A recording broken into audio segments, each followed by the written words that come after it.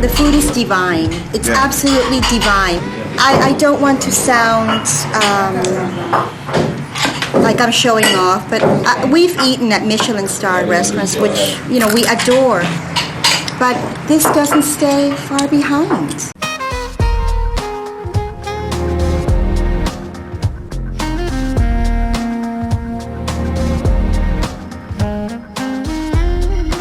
Long time to go, and I live with my grandma.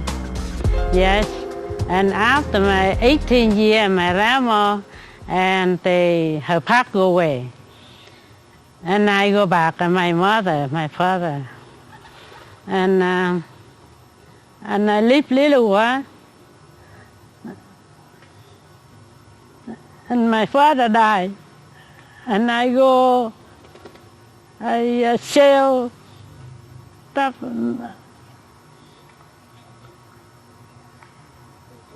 I make money, and my brother, I help my mother, and I sell the Vietnamese food and the soup, hearty soup, and yes, and I make good money, and I sell every 2 weeks. She was deprived without the war. I mean, the war didn't make any difference to her except that people get killed. Did she have food before the war? No. Did she have transportation before the war? No. Did she have a house with windows before the war? No.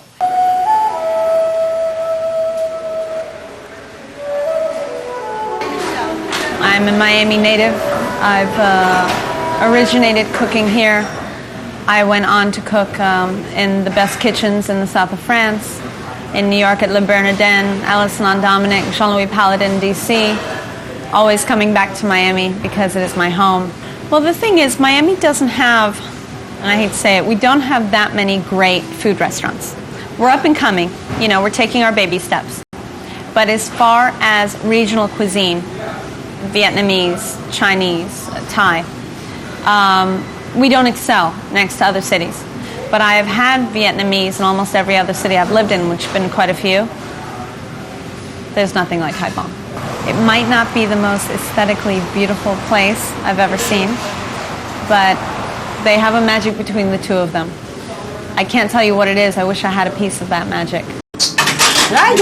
People wear the duck. You get up, you know, get the duck. People wear. People wear the thức ứa đó. Dancing as fast as I can. Dry, and people back. And people mad, and you go inside here, and you mad.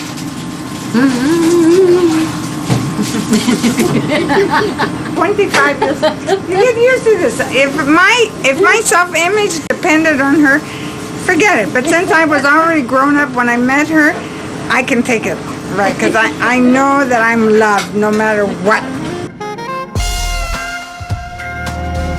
She fled Vietnam in '75, and what happened was she was in Saigon at that time, and soldiers were coming through the city, and one of her friends said, "We have to go, we have to run, we have to get out of here."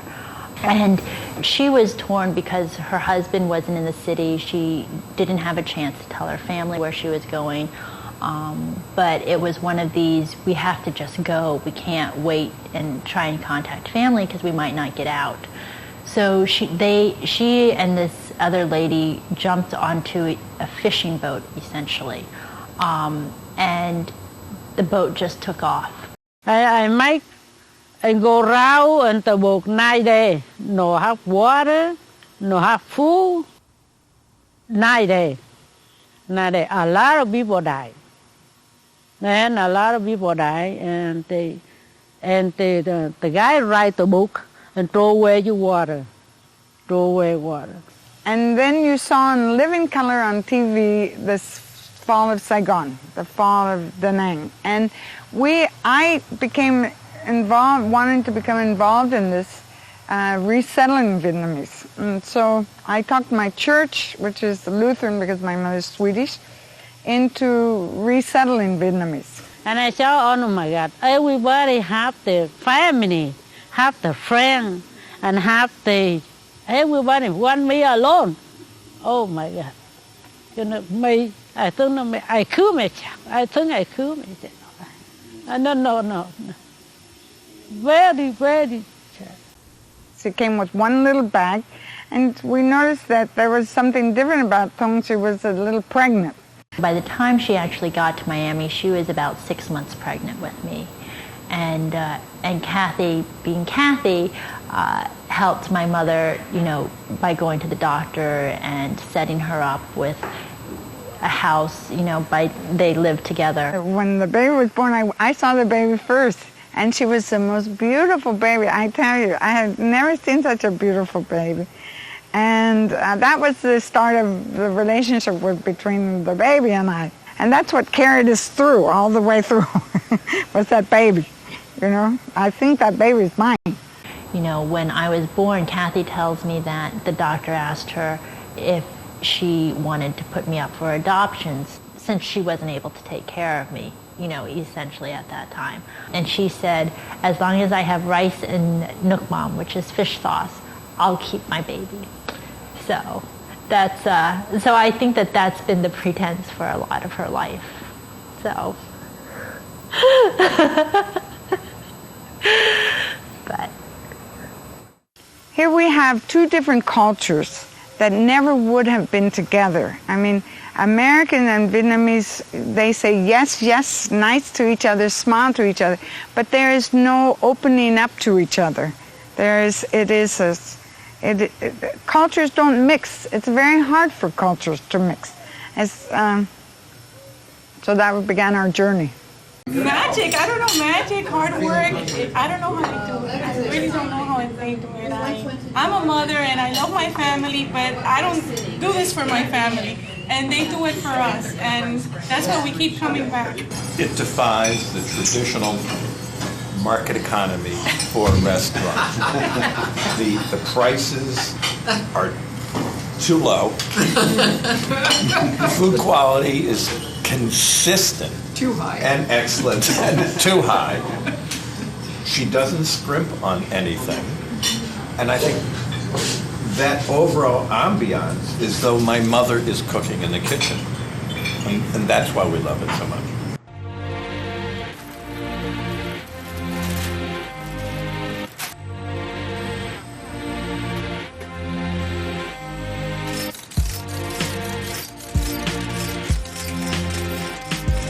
$1 ranch, $1 cilantro, and $1 de ginger, and $1 de plátano. Perfecto. You're good. Okay. Thank you. The mango, beautiful. Oh yeah, so it's inside. The cooler, the better for you. Right. Bun bột lọc. You know how you make? In banana leaf. I haven't made it lately. I forget.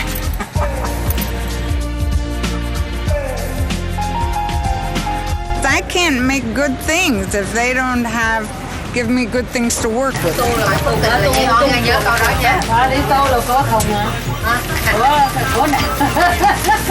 I love it. I love coming to the market.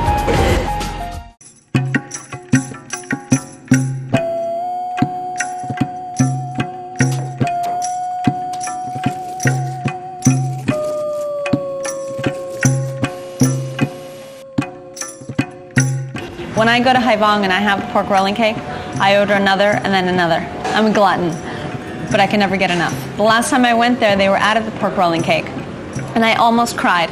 But then I had the spring rolls and I was okay. It starts off where I'm so excited that I can't wait for the first bite.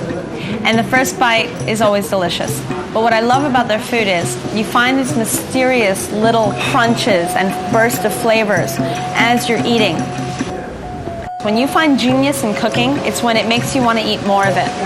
And as I eat the same dish, I just want to have more and more in my mouth so that I can have all those little wonderful bites. I always call it gifts to the palate.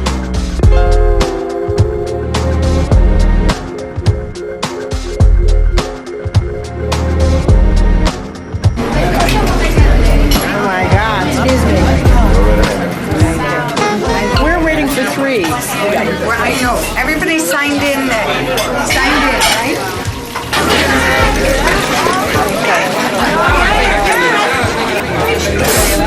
So I'm put on 2 orders of spring rolls, and we're gonna have 1 spicy rib, 1 squid salad. I have to give you lobster. We're gonna have a hotel sound, no garlic, fried shrimp, lamb chops, medium. It's a happening. It's an experience. It's more than a restaurant. It's a family. All special celebrations. Right. Birthdays, anniversaries, Mother's Day. When we want something special, We come here. we come here. Right. How you doing? This is a wild night tonight. It is a wild night tonight. How are you? Roberto, how are you? Where are you? Listen, sweetheart. We are 6. You are how many? 6. We're gonna put you right Yeah. there. You wanna know what's good? The dolphin fillet with mango is good. The half roasted duck with black currant sauce is good. And then the lobster with fresh rice noodle is good. Okay, sounds great. Okay. It's not as if she's gone to school or she's studied with chefs who specialize in French cooking or specialize in American cooking. It's simply that she sees something in the grocery store and she says, let me try that. And I just find that absolutely incredible, because I know if I go in the grocery store and I say, let me try that, it ends up going into the garbage after I try cooking it. So it's a talent, and it's unfortunately a talent that isn't passed on. She has this ability to feel with her food. You know, it's not about measuring an inch, a cup here and a teaspoon there. She feels the food, and she just has this sense of when food is ready and how to mix it together to get these different flavors. And she does it in such a calm and controlled manner that it's almost like a ballet happens when she cooks. And what you're gonna do is give little plates, make sure your little plates on number 2 and give them hot sauce. I gotta check that out. I'm going to number 10. Ooh, yummy. Next table is 7. Okay. Just try them, because you're not gonna find anything like it. It's not what you expect. All right. Well, we'll try it. Beef and French rice noodle and lamb chops. I gotta put more lamb chops. You want grouper and mango, which is really good. You're easy. You make is incredible. Yeah, we're not worried. It's fun. This is what I like to do, you know. Yeah, I love this. This is my kind of table. I love it. You've been full every single weekend like this. We should be thankful, you know. But I see you, like, My feet hurt. Okay. Fish and pastry, chicken and pastry. Curry yam, mushroom thong. I'm gonna. Yeah, thank you. We'll be back.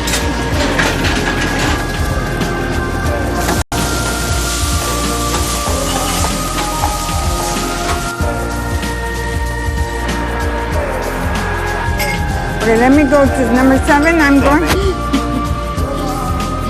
Okay. Yeah, that's cold. Thank you.